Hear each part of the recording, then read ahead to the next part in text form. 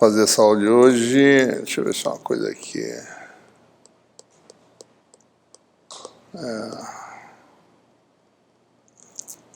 Muita conta, né? Vocês vão ter que fazer.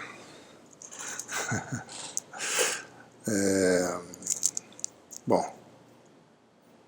nossa... Deixa eu fechar isso aqui, peraí.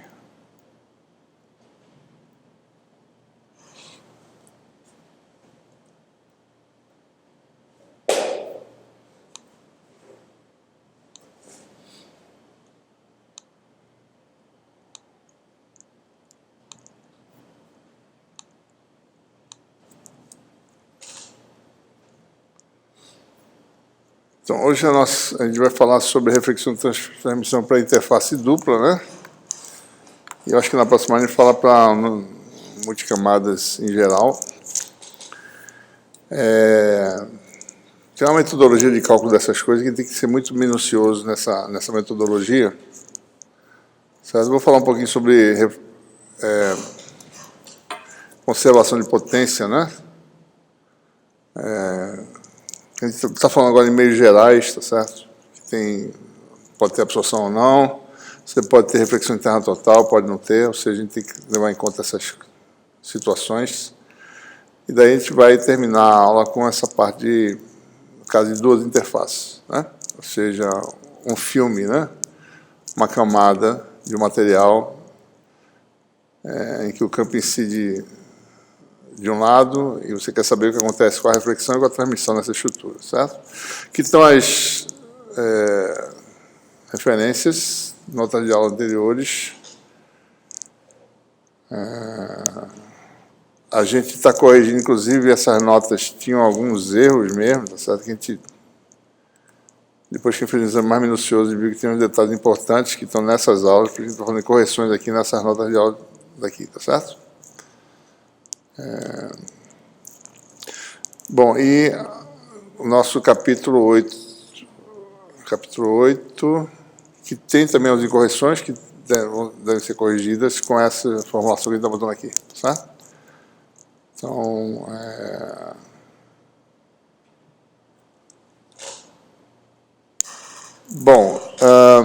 então, as correções que a gente faz nessas formulações que a gente fez anteriormente é essencialmente a questão do vetor de onda, né? Tem que tomar um pouquinho de cuidado, porque quando os meios são absorvedores, o vetor de onda pode ser um número complexo, né? Um vetor complexo. E vetores complexos, eles às vezes não têm interpretação geométrica simples, tá? O vetor complexo não é no espaço geométrico, né? O vetor complexo é um vetor complexo, né? Às vezes, parcialmente, pode representar geometricamente essas coisas, às vezes não. Então, a gente tem que tomar muito cuidado com isso. Então, se o meio for absorvedor, esse vetor de onda vira complexo. Se você tiver sob condição de reflexão interna total, esse aqui pode se tornar imaginário puro, ou seja, tem várias situações, né? Aqui está a forma do vetor de onda no meio de inserção complexo N. O interessante é que não só o N pode ser complexo, como esse versor unitário também pode ser um número complexo, tá certo? Então, quando eu calculo o quadrado do vetor de onda, não é o módulo que eu estou calculando, certo? Isso aqui é simplesmente isso escalar ele mesmo, tá certo? Se fazer N K0 escalar ele mesmo, né? Vai dar N barra ao quadrado, K0 ao quadrado, N barra ao quadrado é complexo, e o escalar U pode ser complexo, tá certo? Isso aqui não é módulo, é por escalar, normal, né? Módulo seria o escalar U conjugado. Então, isso aqui não é a mesma coisa disso, são coisas diferentes. Isso aqui é real, isso aqui não é, pode não ser. Por escalar de vetores complexos, pode não ser um vetor real, certo? Então, por que isso é importante? Porque na hora de calcular vetor de Poynting, tá certo? A questão de ortogonalidade fica meio complicada, dependendo de como a gente usa. Vamos ver as formas canônicas dos campos, né? Esse aqui é um campo elétrico na forma tradicional de uma onda plana, né? se propagando no meio de índice de refração complexo N. Impedância de onda pode ser complexa, tá certo? O H pode ser obtido, né, pelas equações de Maxwell, que dá esse resultado aqui, certo? E se você usar aqui o K, né, NK0U, e jogar aqui, tá certo? N, né, mi epsilon sobre mi zero epsilon zero, e jogar aqui nessa expressão, você obtém essa expressão aqui, certo? Né? Não tem nada diferente em relação às coisas que ele fez antes, certo? Vamos ver o que as equações de Maxwell prevêem, né? Se você calcular o divergente dessa expressão, o divergente é igual a zero, leva a essa propriedade, que o produto escalar de K com E é igual a zero, certo? Né? Ora, como K é relacionado a U, né? Acabei de fazer aqui, né? Então quer dizer que U escalar E é igual a zero, né? Da mesma forma, você pode também mostrar que K escalar H dá zero e U escalar H dá zero. Tudo isso é verdade. Nada muda em termos dos produtos escalares, certo? Essas relações não implicam em ortogonalidade no espaço geométrico, certo? Então, isso que a gente tem que se lembrar quando for calcular as coisas, né? Então, a gente também pode escrever as coisas em termos do campo H, certo? Se você tem o campo H na forma canônica, eu posso escrever o campo elétrico dessa forma, usando as equações de Maxwell, já fiz isso antes, né? Ou, se eu usar K igual a N K0U, jogar aqui, calcular a observação complexa, uma razão dos milépsilon, eu vou obter essa relação aqui, certo? Não tem nada assim de novo. Só a gente tem que tomar cuidado que, apesar dessas relações serem verdadeiras, não há questão de relação de ortogonalidade, certo? Então, veja bem, quando você tem ou vetor K ou vetor U complexos, o vetor de Poynting vai ficar expresso da forma mais simples, como função da amplitude do campo, que tiver polarização numa direção bem definida, certo? Por exemplo, né? O que eu quero dizer aqui?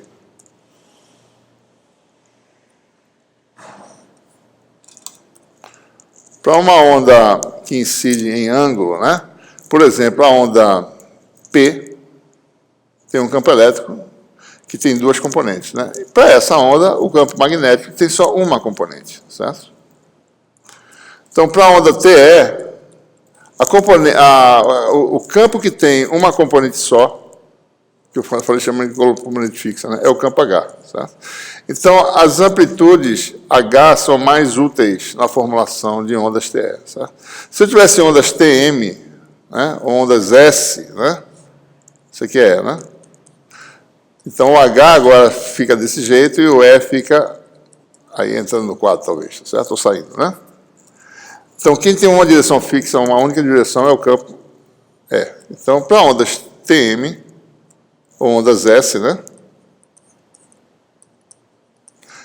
A gente usa amplitude de campo elétrico, certo?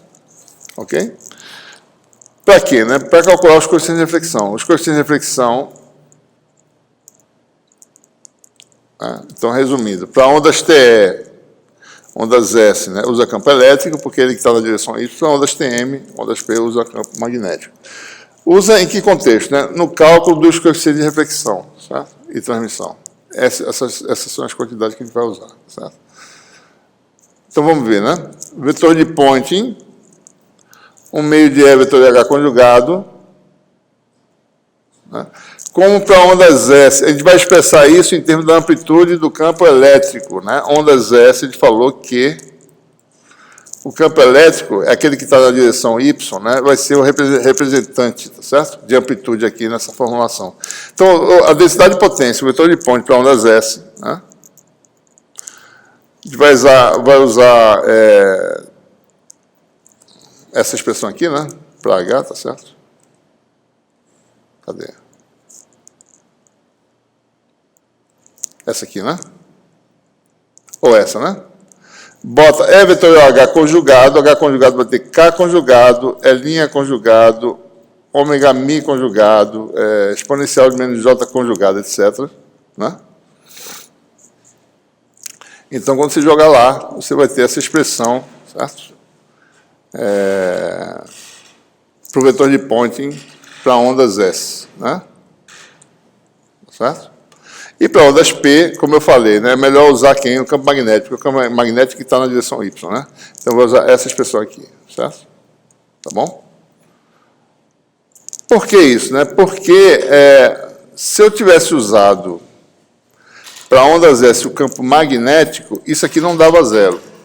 Esse é o grande detalhe dessas formulações.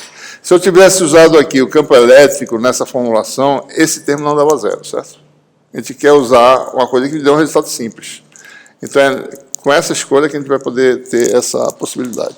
Então, veja, vamos mostrar essa simplificação que a gente obtém usando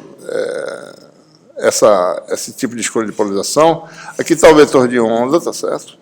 Kx sempre é real, né, porque ele é definido pela onda incidente. Isso aqui pode ser um número complexo, a componente Z do vetor de onda, né?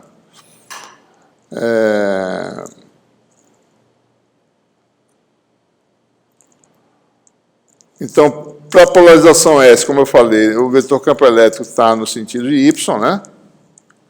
Então, eu posso sempre expressá-lo nessa forma, né? Um fator de escala vezes um vetor real, tá certo? Né? Ele está numa direção fixa, certo? Então, se ele está na direção Y, que é uma direção fixa no espaço, né? Então, ele só tem uma direção, ele não muda de direção, tá certo? Não sei se vocês estão entendendo o que eu estou querendo dizer. Eu estou querendo dizer o seguinte: quando você tem um vetor complexo, com duas componentes, a relação de fases entre essas duas componentes faz com que a polarização do campo possa mudar no espaço com função do tempo, tá certo? Isso não acontece se o campo só tem uma componente. Então, essa é a razão de a gente fazer essa questão de escolha, né? Então, nesse caso, a gente vai ter polarização S, o campo está na direção Y, só tem uma direção.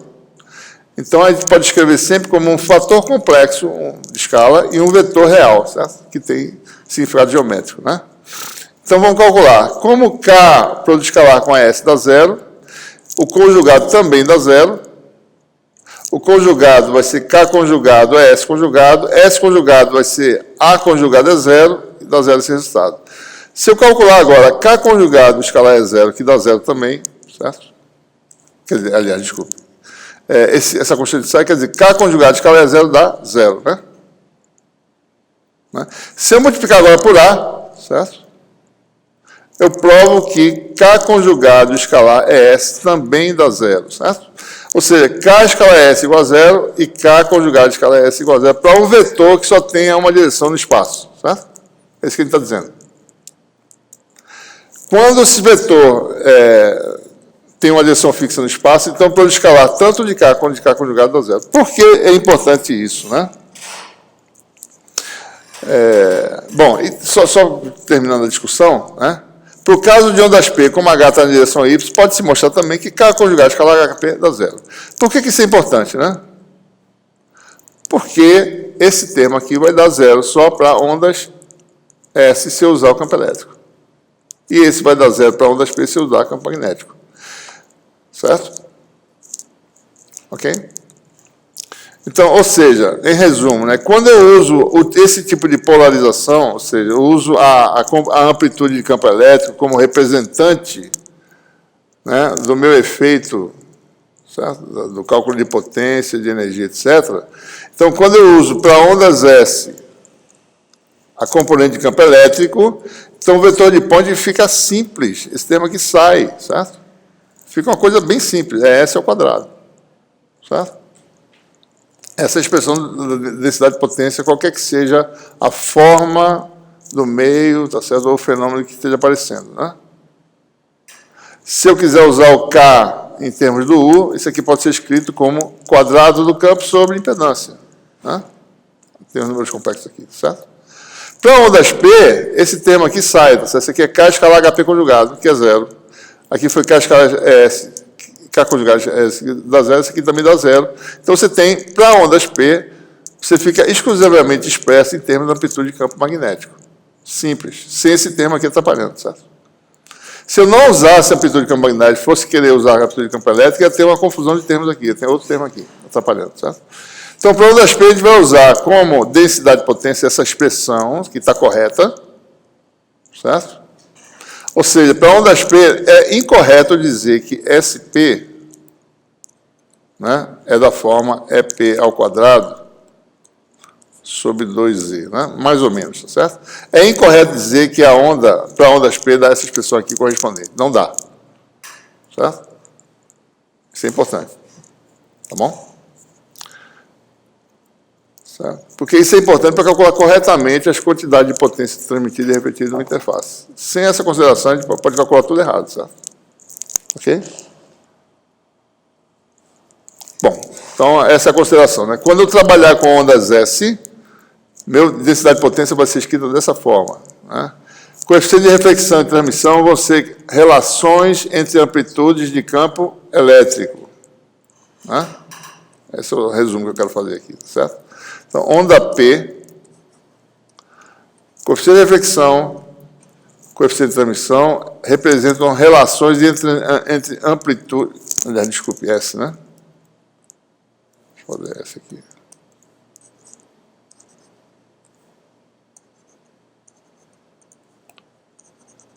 Para ondas S, coeficiente de reflexão e transmissão, ondas S são aquelas em que é tangencial à interface já, né? Então, essas vão ser representadas em razões das amplitudes da componente Y, do campo que só tem ela, tá certo? Para ondas P, coeficiente de reflexão e transmissão são as relações entre amplitudes de campo magnético, transmitido, refletido e incidente, tá certo? É isso que é a coisa mais importante da análise aqui.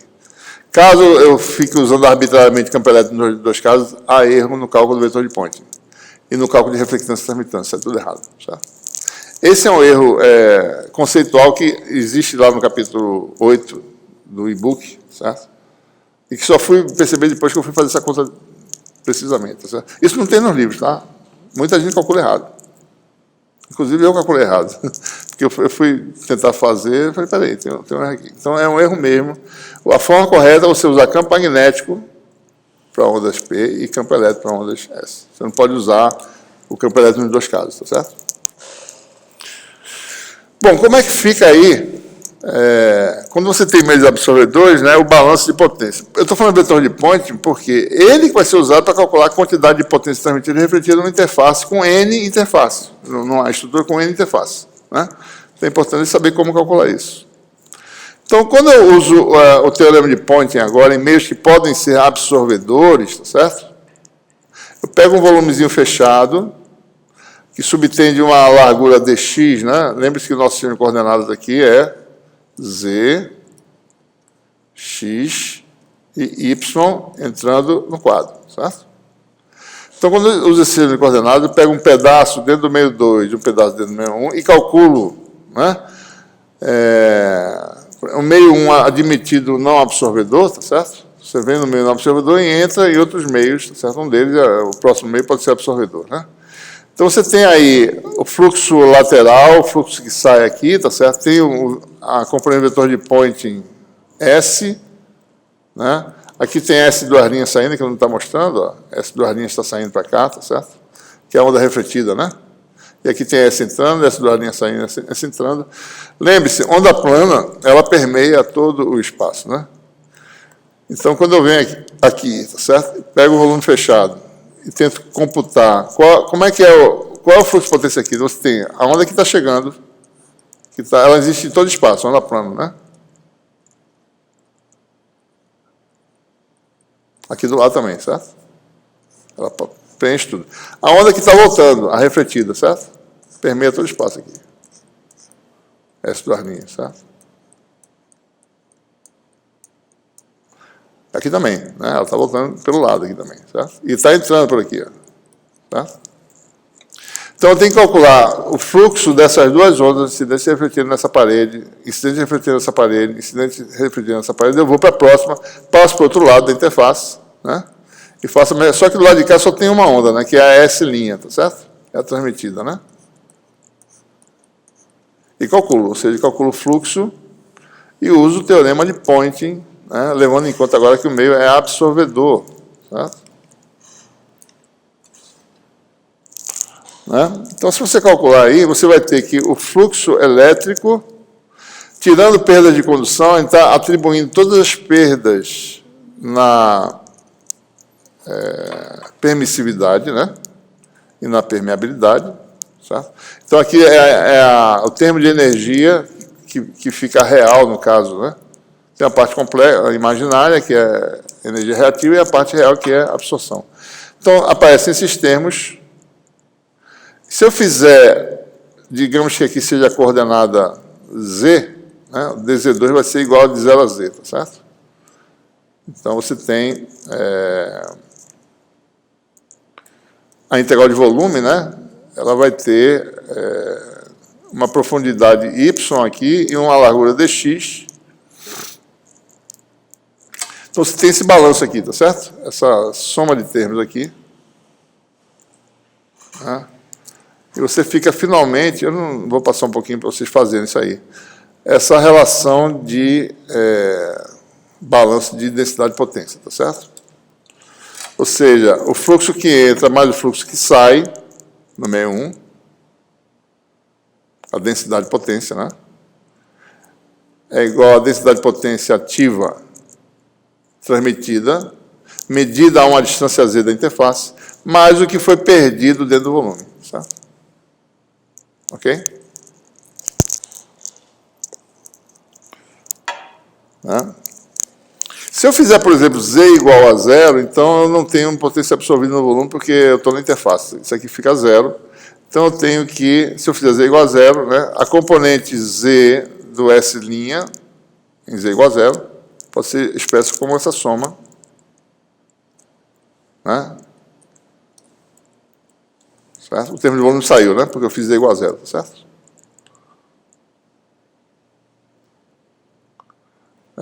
Então, se eu jogo aqui nessa expressão, né? Eu tenho uma relação, né? Isto aqui é igual a isso, em z igual a 0, tem esse aqui em z igual a z. Então, isso mostra que essa quantidade que está aqui é igual a essa, menos alguma coisa. Então, à medida que z aumenta, a densidade de potência no plano de referência z, tá certo? É igual a densidade de potência que flui aqui, tá certo? A que flui aqui em z igual a z é igual a z igual a 0, menos o que foi perdido aqui. Certo? É o que está dizendo essa equação. Né? Densidade de potência em z igual a z é igual àquela de entrada, menos a dissipação. Se z for para infinito, isso aqui dá 0, certo? Acaba a potência, não tem mais nada. Não tem mais potência fluindo. Você perdeu tudo, certo?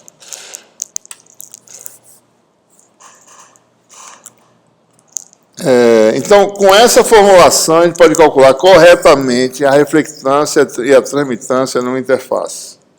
Quando eu falar de ondas S, eu vou usar minha amplitude de campo elétrico. Quando eu falar de ondas P, eu vou falar da amplitude de campo magnético, tá certo? Então, por exemplo, né, para uma interface simples, o que eu vou fazer? Bom, ondas TE, ondas S, né?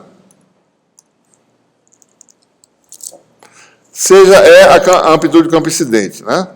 Então, eu vou definir coeficiente de transmissão, de reflexão e transmissão como sendo a razão das amplitudes de campo elétrico para ondas S, certo?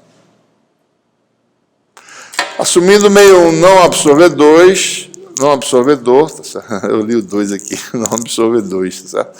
Não absorvedor. E o meio 2 vai ter, ou seja, lembre-se, né, o vetor de onda no meio 2, K', né, é Kx, AX, mais a componente Z, né, que pode ser complexa se ele for absorvedor, tá certo? Isso aqui, lembre-se, conservação do vetor de onda na direção tangente à interface. Isso é real, porque o vetor de onda de entrada tem um Kx real. Esse Kx é o mesmo do vetor de entrada.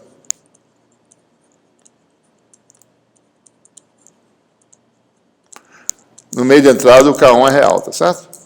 Bom, então, só quem pode ser imaginado devido a perdas é o K2. E o K2 tem essa forma aqui, componente de Z do vetor de onda. Né? Então, em Z igual a zero, a gente vai usar agora calcular o balanço de potência para calcular a reflectância e transmitância.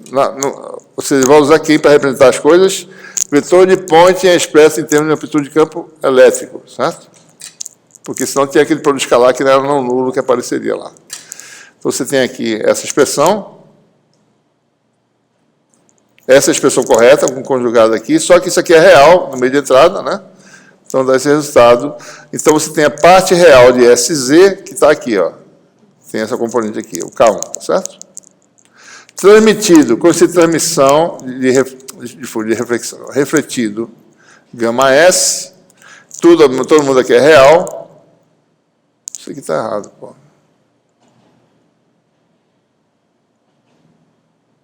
Isso aqui é onda refletida, não tem isso aqui não, certo?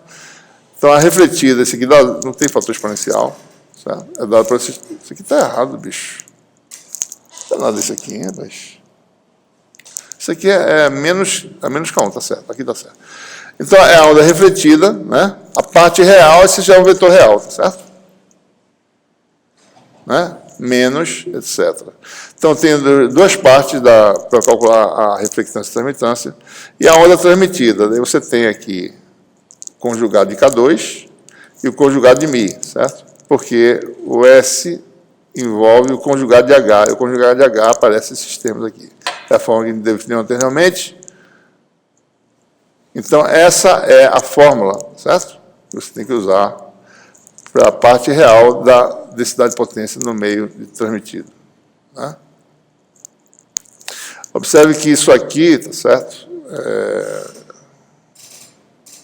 Isso aqui acho que está errado também, né? Isso aqui não tem isso aqui. Bom, isso aqui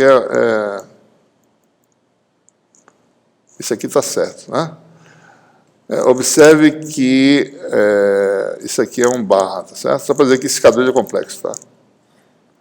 Ora, a parte real desse número conjugado é ele mesmo, é a parte real da razão, então você pode usar a razão. Então você tem aí o balanço de potência, né? Parte real de SZ mais parte real de SZ duas linhas igual a R real de SZ de zero. Você tem a primeira expressão para o coeficiente de transmissão e reflexão. Para ondas S, você tem a reflectância, que é o módulo quadrático do gama S, e a transmitância, a forma correta é essa aqui, tá certo? Né? Ou real desconjugado, ou real disso aqui mesmo. Você pode ter desconjugado se quiser. Tanto faz, né? Certo? Bom, quando eu vou falar de ondas TM, né, aí eu vou falar de amplitude de campo quem? Ondas P, amplitude de campo magnético. Eu defino os coeficientes de reflexão de transmissão como relação entre amplitudes de campo magnético. Né?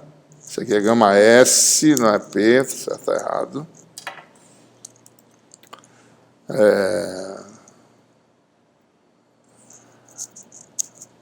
E faz a mesma coisa, calcula a expressão por vetor de Point em termos do campo magnético, e com isso você pode fazer a formação correta, certo? Bom, depois de você calcular as coisinhas, e você usa a equação de balanço de energia, você tem, então, a reflectância, que é o quadrado do módulo do coeficiente de reflexão, módulo, né? E a transmitância, que aparece aqui, a parte real dessa razão, né? Que é importante, esse termo aqui, certo? Ok? Então, essa é a formulação correta, né? De cálculo de reflectância e transmitância, que não tem nos livros, tá? Essas fórmulas aí, certo? Então, é bom vocês saberem que só vai ter aqui. Deve ter algum livro, é claro, alguém deve ter feito, tá certo? Mas não tem... O pessoal não se preocupa muito com transmitância, né? Daí, a fórmula de transmitância fica meio... O pessoal pensa que né? O pessoal usa, na realidade, essa expressão aqui, né? 1 menos RP, tá certo? E calcula, né? Bom, vamos agora resolver esse problema aqui, tá certo? Agora a gente tem um problema em que você tem interface dupla, ou seja, você tem uma camada de meio arbitrário. Na realidade, isso aqui é Epsilon 1 em 1, né? Se eu não estou enganado, eu devo ter feito geral, né? Epsilon 2 em 2, Epsilon 3, M3, né? Não é só epsilon, né? Você tem as duas propriedades. Tá? Então, a questão é qual é a coeficiente de reflexão, qual é a coeficiente de transmissão, qual é a reflectância, qual é a transmitância, né? Então, para ondas P, a gente usa quem? Campo magnético, certo? Para ondas S, a gente usa campo elétrico, como sendo o representante dos coeficientes, certo?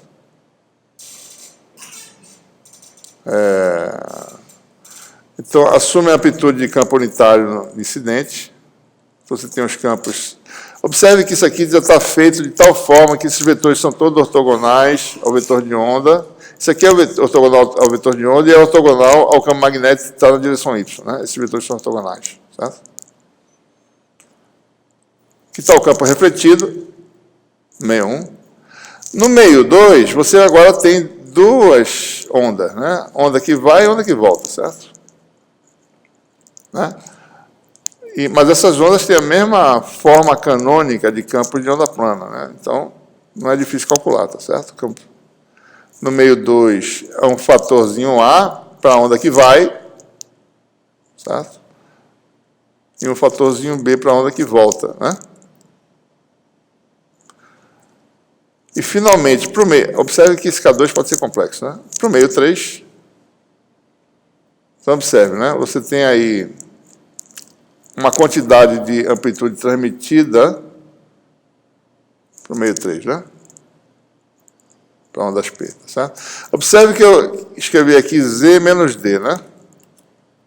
Não tem problema nenhum em botar isso aqui, tá certo? Né? Isso aqui quer dizer que eu botei um fator de fase aqui adicional. Né? Mas isso quer dizer que eu vou calcular isso levando em conta isso já, tá certo? Isso só quer dizer que em Z igual a D, que é na parte de cima, né? Isso aqui dá zero, certo? Em Z igual a zero dá menos K3D, em Z igual a D dá zero. Né? Eu posso escrever sem esse Z menos D também, se eu quiser, não tem problema nenhum, certo?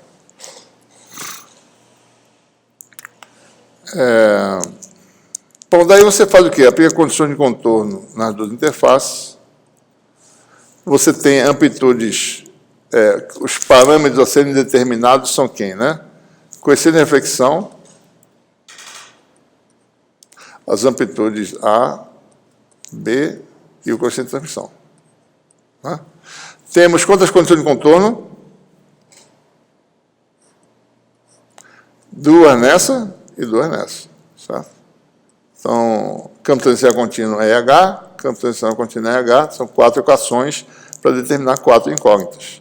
O que a gente quer determinar, na realidade, é esse coeficiente de reflexão e esse coeficiente de transmissão. Certo? Então, aplicando as condições de contorno, a gente resolve o problema. Né? Você obtém várias relações e vai fazendo eliminações até obter o resultado. Né? Certo? Então, o que se mostra, essencialmente, é essa expressão aqui. Ó. Né? O coeficiente de reflexão para a onda P é o coeficiente de reflexão de interface simples, né? Esse gama P12, que é esse coeficiente aqui. Tem o coeficiente de reflexão gama 23, mesma expressão, só que botando 2 e 3 no lugar. Daí tem esse fator de fase, menos J2K2D, que é a componente de Z, né? Se esse K2 fosse real, isso aqui é um defasamento que vai daqui para cá, tá certo? Isso aqui vem duas vezes, né? Porque vai e volta, tem duas vezes o K2D, né? E tem esse fator embaixo. Esses coeficientes de reflexão de interface simples são coeficientes de Fresnel, né? Certo? Que é da forma epsilon IKJ menos epsilon JKI. 1, 2 ou 2, 3, né? Mesma expressão, tá certo? Se observarem aqui. E com isso você resolve, como são 4 equações, obtive essas expressões para o gama, daí você obtém as constantes A e B. A e B são constantes intermediárias, para você saber quem são as amplitudes internas, mas no fundo você tem acesso à parte de fora, né? O que passa para o outro lado da interface, você mede, e o que reflete do lado de cá. Você pode medir essas coisas. Dentro da interface central, você não pode medir, sabe? Está escondido lá dentro, né?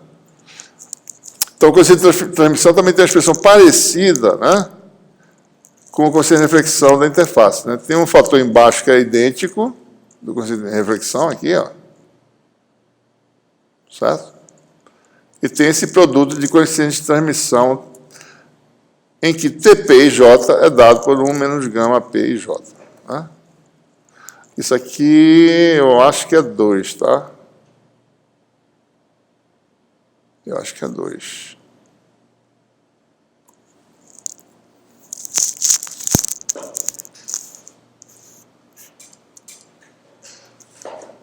Certamente é 2. Aqui está faltando J também, né?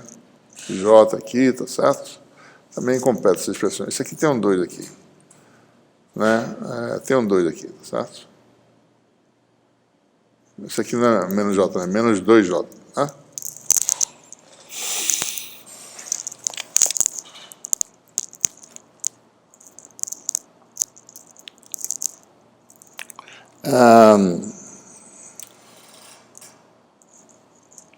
Bom, e daí você tem, o que você mede é intensidade, né? Num laboratório. Você mede com fotodetetor a intensidade. Né? Você mede a reflectância, não com essa reflexão, né? Pode medir também, medir fase, etc., mas medida direta é reflectância, que é o quadrado, módulo quadrático, e a transmitância é aquela formulazinha que a gente desenvolveu antes, certo? Usando adequadamente, né, a amplitude.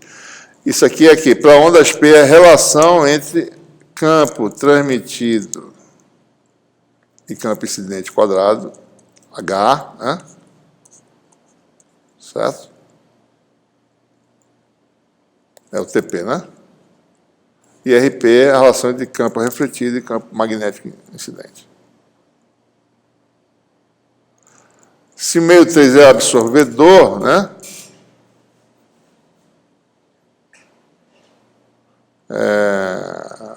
A gente pode calcular, tá certo? A densidade de potência no meio 3, ela vai decair, né? Com essa, quando Z igual a D dá zero, a partir de Z igual a D, isso aqui vai decaindo, tá certo? A potência medida no meio, se ele for absorvedor, né? Bom, então para ondas T é o mesmo formalismo, só que aqui, quem vai ser o mensageiro aqui? O campo elétrico. Coeficiente de reflexão de transmissão é a relação entre amplitude e campo elétrico, certo? Então a gente faz a mesma coisa agora, campo incidente, amplitude unitária, né? Campo transmitido, ó, gama S vezes 1, né?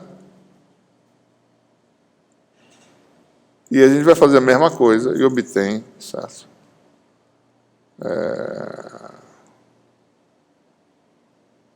A relação, né?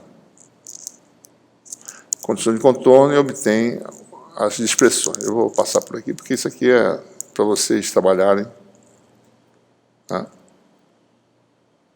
Você obtém aí o resultado, que é idêntico ao caso para ondas P. Mesma fórmula, né? Só que no lugar você usa as coeficientes de reflexão de interface simples para ondas S, no caso. Né? 1, 2, 2, 3. 1 mais gama, 1, 2, gama, 2, 3. E aqui aparecem esses fatores, tá certo?